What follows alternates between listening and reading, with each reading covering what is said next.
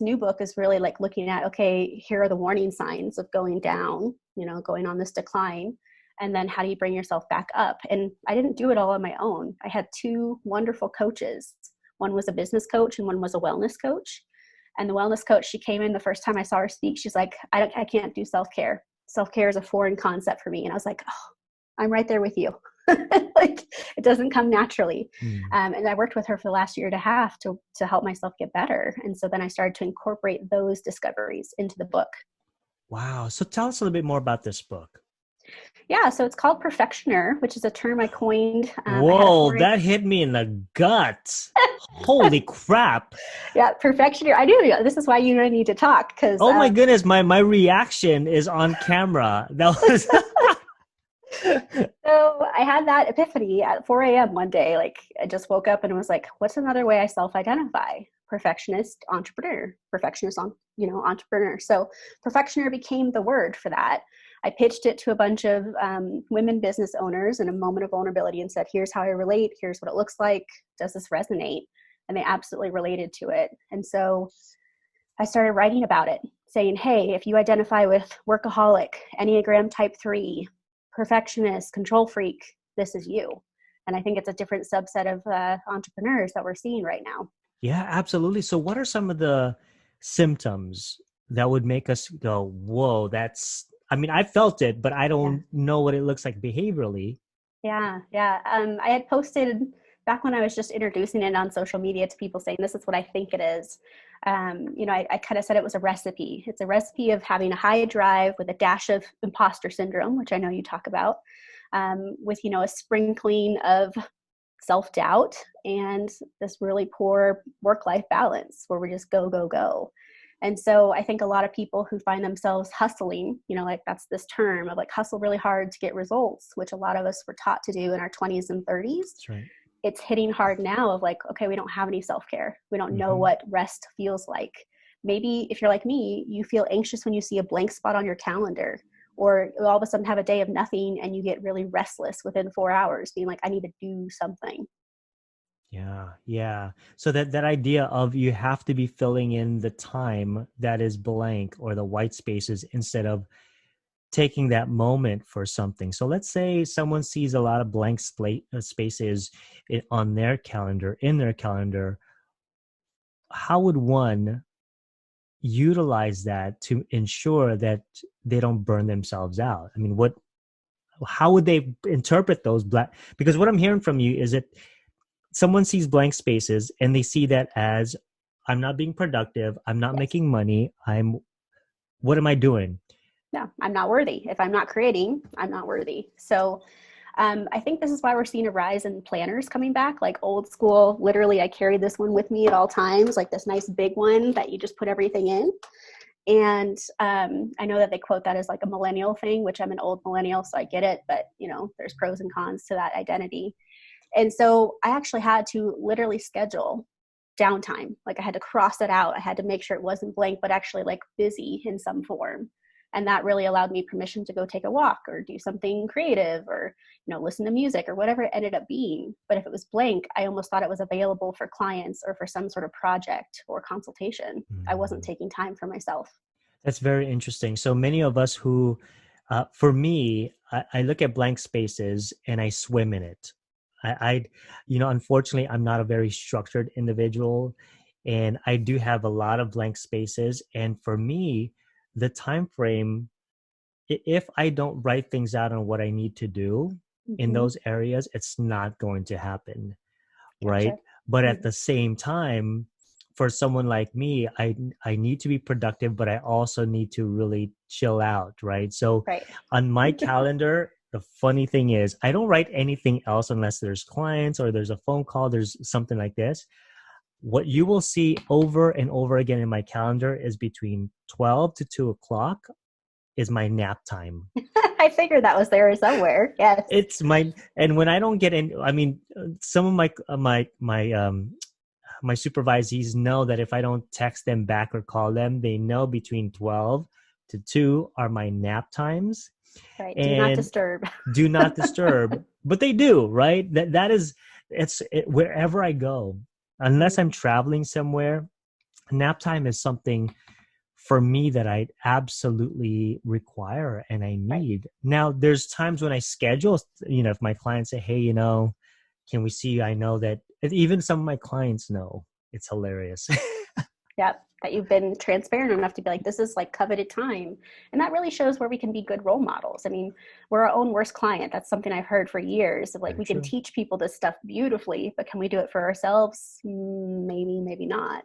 Yeah. You and I are early risers. So I think a lot of people assume that we don't get sleep, or at least for me, I can speak to people saying, oh my gosh, you're doing all these things. Like, you must not get enough sleep. And I'm like, no, I get my 9 hours every night because I wake up at 6 a.m. every day, even on weekends. And that's my structure. Like you, maybe I don't have something planned, or maybe it's a to-do list item, but I am up every day the same time. And that's for my sanity too, because I don't know about you, but when I oversleep, I'm a zombie. So I just need that structure. Yeah, if I oversleep, and I never oversleep. Like, I Yeah. remember when I was in college, my roommate um was like, "Why don't you have an alarm clock?" I'm like, "If I think I'm going to wake up at a certain time, I'm going to wake up." And sure enough, I'm up at exactly the same time. Like for me now, it's between 4:30 and 6 o'clock. I'm already up doing something. I just need that routine. But what are some of the symptoms? What are some of the things that happen when an entrepreneur does not take care of themselves, The kind of around the the consequences of that. consequences? Yeah, Mm-hmm. yeah. Yeah, I mean, for me, what I think the vulnerability in the book is talking about how it impacted my relationships as one outlet that it really showed up in. Um, I write about just chugging along, thinking I'm doing great with my plans, I'm making progress, and I remember distinctly both my family and my spouse being like, no, like almost intervention style without the drama, like Right. family saying, I never see you. You don't come home at holidays. You're always working. You're always checking your phone. My spouse is super easygoing. If you're a fan of the Enneagram, he's a 6. So he's got the anxiety component, but he's very loyal. And he at one point just said, hey, when you start to change your schedule, like, will I get to see you more than an hour a day? And it wasn't a manipulation, it wasn't an accusation, it was just matter of fact, and it hit me so hard because I was like, oh my gosh, like how long have you been worried about this, because you don't speak your truth. So for him to even voice it meant it had been going on for months and months where he was unhappy, and that really spurred me to call this coach up and be like, I don't want to lose my marriage, like help me. Wow. Wow. Relationships are most likely the thing to suffer because we're still producing, right? We're creating these meaningful things, but we're not connecting with people My one on one. goodness. You know That's that the big that one. that reminds me of the movie Steve Jobs. Was it Steve I haven't Jobs? even seen it. Yeah. I mean, basically the movie is about him so dedicated to his work, but his family life suffered, his relationship. And you're absolutely right. I think that is a consequence of not taking yourself as an entrepreneur, because that one piece of being so creative, you're so focused on that, and then you've got this. Right.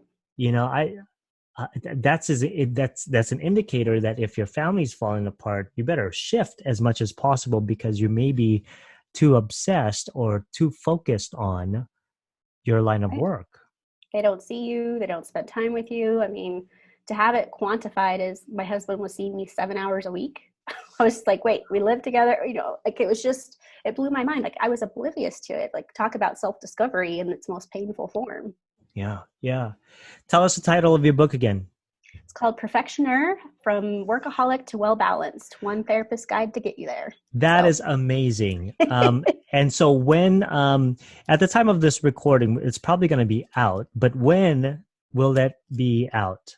oh gosh, well, the editor just got back to me today and is starting to work on it. So I'm Okay, hoping by sometime in June. perfect. I'm also working on a workbook version because it is kind of that self help, self discovery category to really help people adopt the ideas. I think to talk about self care from a commercialized standpoint and then really make it concrete for people in a way that entrepreneurs can appreciate Yeah. was a whole different flavor. And so I think the workbook's going to help that drive it home.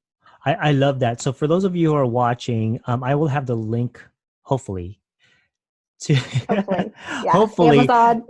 yes, to the book, and I highly recommend you pick it up. I can't wait to get my own copy. And as an entrepreneur slash marketer, there's a lot of things that you have to be aware of. Not only the creative piece, but just to make sure that you are all not on the road of burnout. Because, you know, as an entrepreneur, it's exciting, right? It's like fun and exciting to do all these other things, but you have to know when to put the brakes.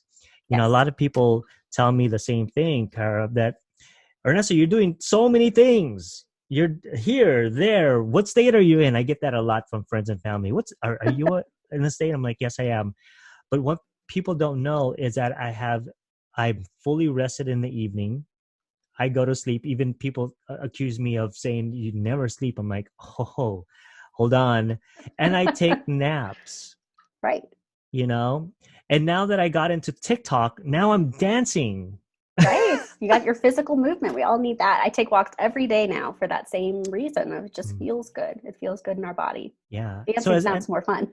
right, is it not? And the more you give your brain a rest, the more creative and innovative you can become, because you really got to take care of this. And I get thoughts of ideas, all flights of ideas. I have flights of ideas all the time, but Mm-hmm. now I've been able to sit back and go, which one can I commit to, and which one is going to bring me more revenue? That's my thinking now. There you go. You know? Strategy. Yeah. And something very similar to that is in the book as well, of how to go from a huge to do list and this big picture, because we're really good at that, and bring it to a lean to do list so you actually feel like you're making more progress on those goals. And I Yeah. remember when I first did it, I was like, I only get to focus on 10 things for 6 months. What? No. Yeah, yeah, yeah. I But it was so know. much more fruitful. It was like this because I had focus. I wasn't going out and doing 20 million things. Yeah, absolutely. Khara, thank you so much for being here. And like I said, for those of you who are watching, I will definitely have the link to the book. Buy it. Please, please buy it. And it's going to be a lot of fun. I can't wait to have my own copy. I may even have a book review on it, and I'll just post it here in our membership site. So, Awesome. Khara, thank you so much. Thank you. This was so much fun. Thank you for having me. Absolutely. All right. Bye bye.